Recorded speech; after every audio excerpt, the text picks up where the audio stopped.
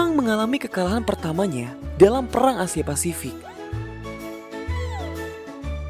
Jepang membutuhkan dukungan penuh dari Indonesia, sehingga sebagai imbal baliknya, Jepang menjanjikan kemerdekaan kepada negara Indonesia. Langkah pertama mereka untuk mengambil simpati bangsa Indonesia adalah membentuk sebuah badan persiapan kemerdekaan. Dan pada tanggal 1 Maret 1945, dibentuk Badan Penyelidik Usaha Persiapan Kemerdekaan atau disebut sebagai BPUPKI. Dan Rajiman Weddiodiningrat ditunjuk untuk menjadi ketua. Dalam pidato pembukaannya, Dr. Rajiman Weddiodiningrat mengajukan pertanyaan kepada anggota-anggota sidang bahwa apa dasar negara Indonesia yang akan dibentuk ini. Dan pada tanggal 29 Mei 1945, sidang pertama BPUPKI dilaksanakan di Gedung Volkskrant.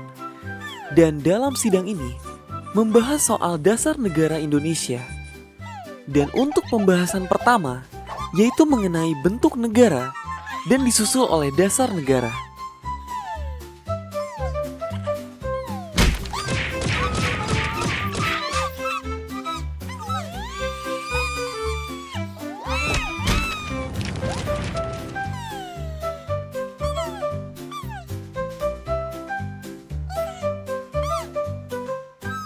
Beberapa anggota BPUPKI naik ke podium untuk memaparkan idenya dalam pembentukan dasar negara. Yang pertama itu adalah Muhammad Yamin.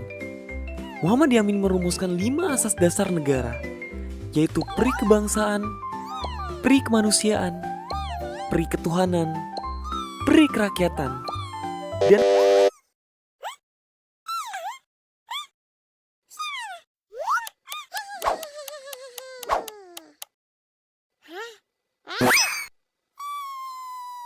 dan tidak hanya Muhammad Yamin, Supomo juga ikut memaparkan rumusannya terkait dasar negara dengan nama Dasar Negara Indonesia Merdeka, yang isinya adalah persatuan, kekeluargaan, keseimbangan lahir dan batin, musyawarah, dan keadilan rakyat. Tapi sayangnya masih belum ada yang cocok untuk mempresentasikan dasar negara Indonesia.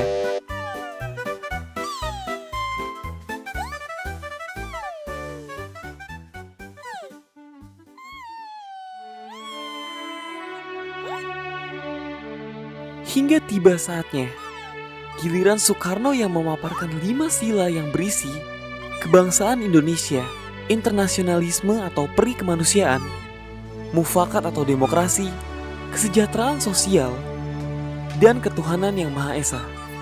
Dan Soekarno menyebutnya sebagai Pancasila. Dan oleh karena itu, setiap tanggal 1 Juni ditetapkan sebagai hari lahirnya Pancasila.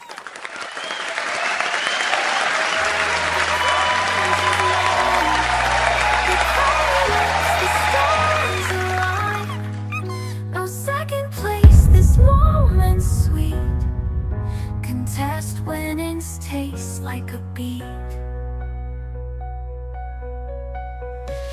Fingers crossed and heads held high. Every doubt waved a quick goodbye. The stakes were high, the bar was steep, but the victory's mine to keep. Oh, the sweat, the grind, the tears, through the battles, through the fears. Setelah rapat pertama selesai, Soekarno mengusulkan untuk mendiskusikan dasar negara secara lebih konkret dan dapat diterima oleh semua golongan.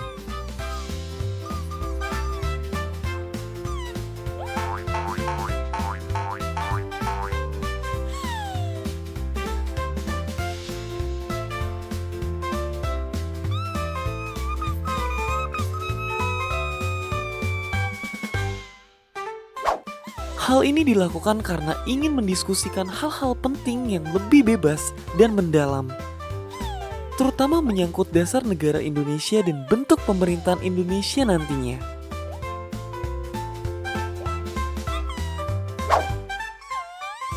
Dan dari sidang inilah terbentuklah Panitia 9. Dan Panitia 9 inilah yang bekerja berperan penting dalam merumuskan konsep dasar negara Indonesia.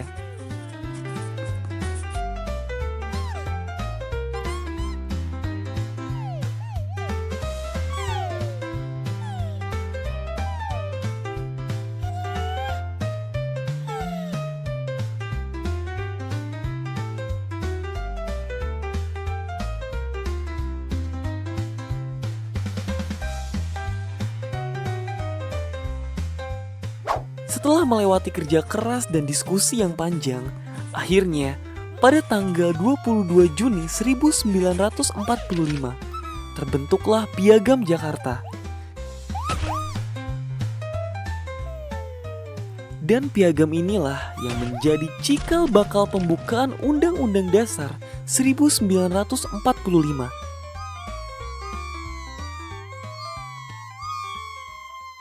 Pada tanggal 10 Juli 1945, dilaksanakanlah sidang BPUPKI yang kedua. Sidang ini bertujuan untuk membahas dan menyusun rancangan undang-undang dasar untuk Indonesia yang akan merdeka. Dan akhirnya sidang ini menghasilkan rancangan undang-undang dasar 1945. Selain itu, juga menetapkan sistem pemerintahan, kewarganegaraan, dan lembaga negara.